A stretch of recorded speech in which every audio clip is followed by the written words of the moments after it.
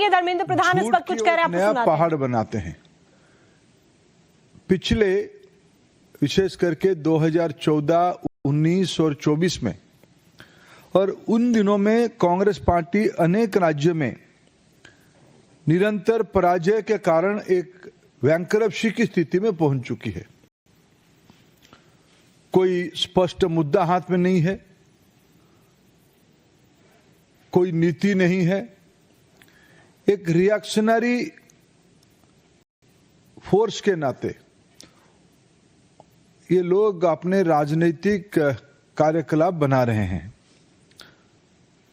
पहले इन्होंने ईवीएम को मुद्दा बनाया था, फिर राफेल पे झूठ बोले, फिर सीमा के ऊपर चाइना के साथ हमारी डिस्प्यूट को चाइना के साथ दिए, भारत की सेना को, भारत की संप्रभुता को इन्होंने प्रश्न उठाया, जिसके बारे में न्यायपालिका ने शायद आजाद भारत में कोई राजनीतिक व्यक्तित्व के ऊपर इतनी कटु टिप्पणी दिया होगा कि आखिर बताओ आप है किसके साथ हो।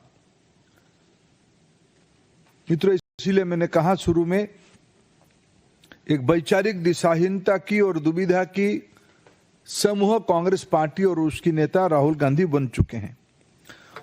लोकतंत्र में उनकी कोई लोक लाज बची नहीं। अराजकता धीरे धीरे अहंकार के साथ मिलते हुए देश में एक अस्थिरता पैदा करने की एक सोची समझी रणनीति ये है। आप चुनाव जीतोगे तो सारा विषय सही है, अब चुनाव हारोगे ये सारा विषय की अव्यवस्था आपको ध्यान में आती है।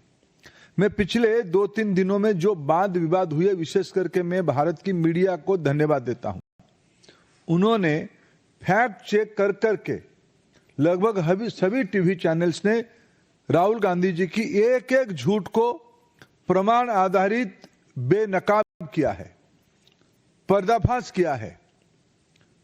जिनको टेक्नोलॉजी के बारे में, जिनको चुनाव आयोग की प्रक्रिया के बारे में, जिनको देश के बारे में सामान्यतम ज्ञान नहीं है,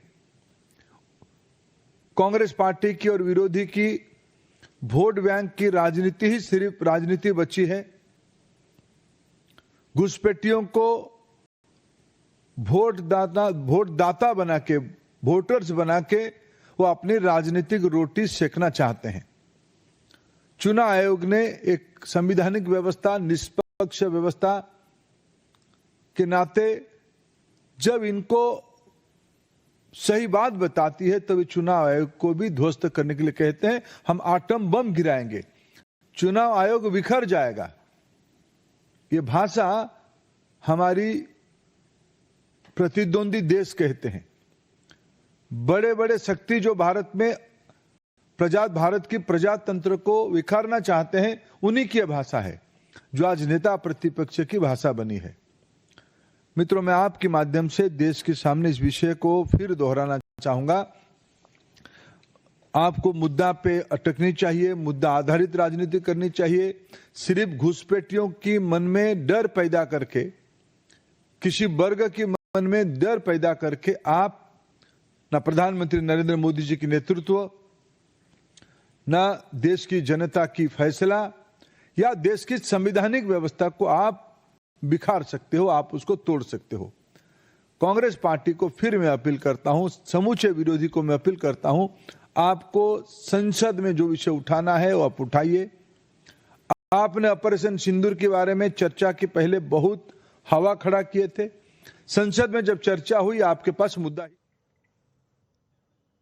बड़ी कवरेज आपको लगातार दिखा रहे हैं कि किस तरीके से आर पार इस वक्त देखने को मिल रहा है। बीजेपी की तरफ से भी प्रेस कॉन्फ्रेंस। गोल्डी मसाले के 100 ग्राम के स्पेशल